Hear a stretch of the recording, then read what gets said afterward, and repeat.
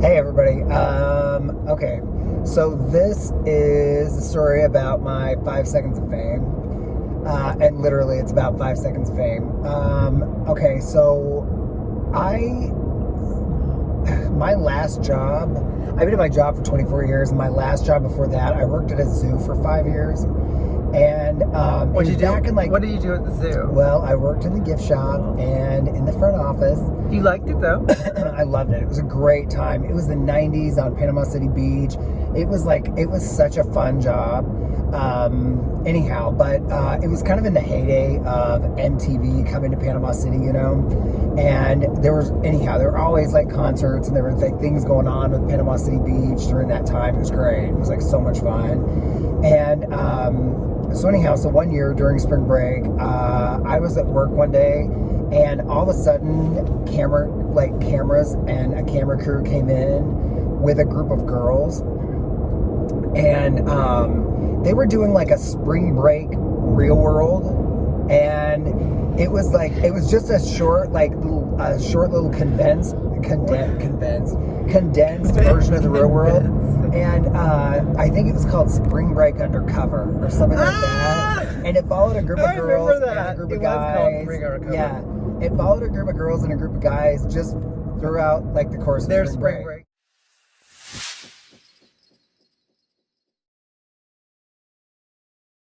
We got into the world. We met this really cute guy that was working there, who was going to come over and give all of us a massage last night because he's in massage therapy school. I want to get your phone number. Is that okay? I'd like to help you out with your massage therapy school. We talked to him and asked if he was going to come over and give us all massages. He couldn't come over at the very last minute because he had to open Zoo World at 7 o'clock the next morning.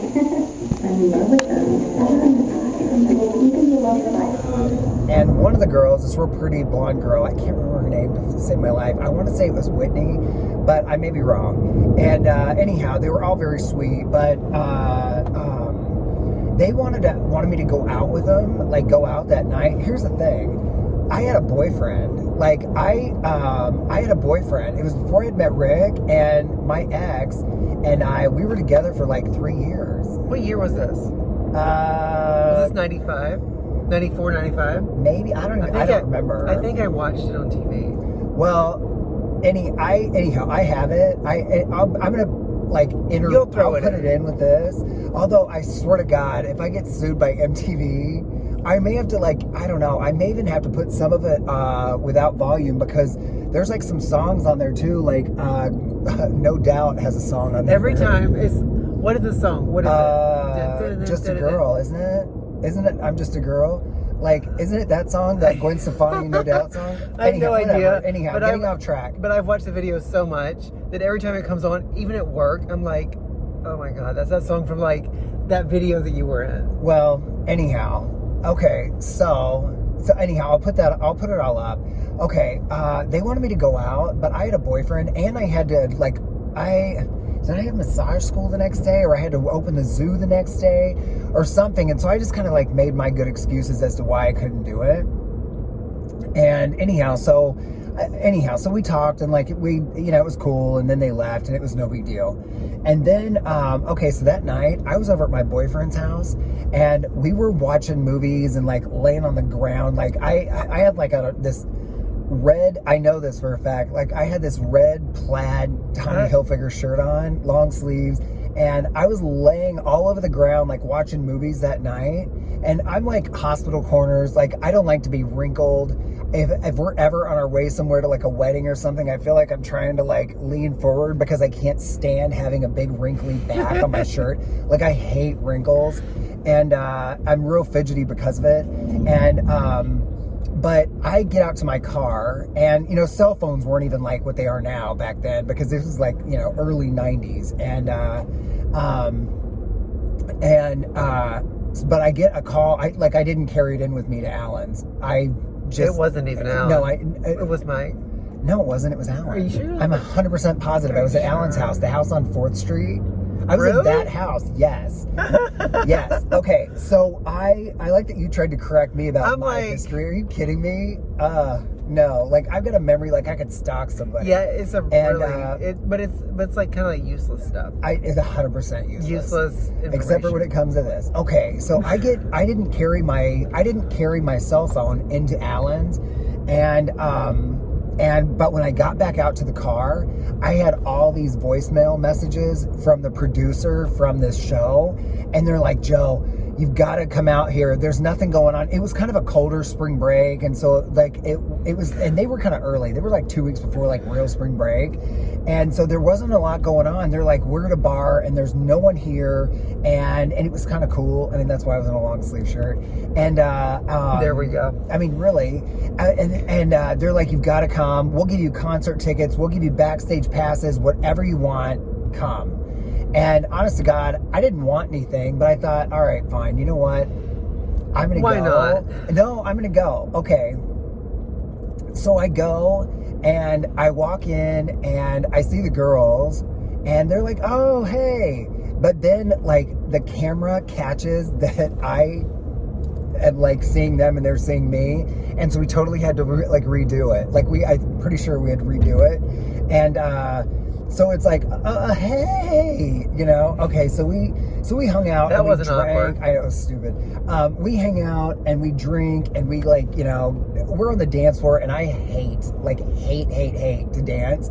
And, but I'm like, you know, I'm kind of going along with it and everything. And I'm trying to, I don't know, Make the best of the situation and, you know, yeah, be like a good sport. And anyhow, I'm like, look, I gotta go. Like, so I had to leave. And I said to the girls, I was like, all right, I gotta go, you know? And so I'm getting ready to leave. And the girl that I was like supposed to kind of like chat with and hang out with, Whitney, I think it's Whitney. She's like, how did you even know where we were?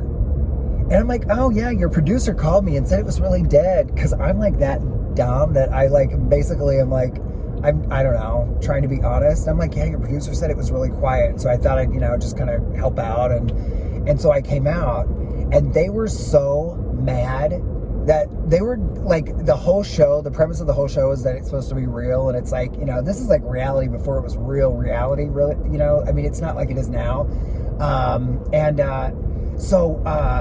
So they kind of had it out, I guess, with the producers. But anyhow, they told the producers that they wouldn't even talk about any of the stuff where I was out with them that night. And so they used, so it all got cut. All the stuff of me at the club and us like hanging out and all of it got cut. And the only thing they used is the stuff from the zoo. And I'm not even like, you don't even hear my voice. Like I'm not even talking. I'm just kind of like standing there looking awkward at the counter. I watched it. Well, I know, but I'm, you know, anyhow, but but in spite of the fact that I'm constantly talking on these tapes and like on these videos and all of this stuff and on our account, it's not like I love the sound of my own voice. I'm sure it probably seems otherwise, but it's like, in my mind, I picture like my 22-year-old self, 23, because I was in massage school, I was 23. My 23-year-old self probably being very self-conscious that I'm like a little too like, I don't know, a little too gay or a little too effeminate or something. And so honest to God, so it was probably for the best that I got cut, because I probably would have come off like a big old, I don't know, raging queen on the thing, which not that I have any issues with raging queens. I love a raging queen. But anyhow, but yeah, I think that's it. I think that's basically about it. Is that your story? Yeah, so that was like my 5 second. Oh, well, kind of. Okay, so, all right, 5 seconds of fame. But, so that was on, and a few people that I knew about it, like people around me and like people in my, you know, like, I don't know, people I was at Gulf Coast, like the college here with, and, you know, that kind of stuff. People knew about it. And it was really no big deal. Like it was so not a big deal. I did have like one photographer reach out to me and ask to take photos. And, so I did some really lame photo shoot that, honest to God, who knows where those photos even ended up, because I never even saw them. I was in like a pair of leather pants on a sand dune over in Destin, Fort Walton. Like, I mean, I'm sure they're ridiculous. Illegal, like they had, sand dune. oh my God, no. they had me in the water in a pair of jeans at one point, and I mean, I'm sure I looked so like incredibly awkward and just silly, but it also kind of like took on a whole other, I don't know, you know, it's like a game of telephone. It's like you know, things kind of just keep changing and changing and changing as the story is told. I would bump into friends like a couple of years after all of this happened, and I had people say, "Hey, I heard you on Road Rules. How'd that go?" I'm like, Road Rules? I That mean, is so funny. Yeah, so it's kind of like, I just think it's so funny that, like, I don't know. This little 5 seconds where I don't even speak on camera, and it somehow or another turned into, weren't you on Road Rules? No, definitely not. And so that's my 5 seconds of non-speaking fame from MTV back in the glory days of the 90s. The 90s. Of the mid-90s. Anyhow, all right, that's it. That's all I got.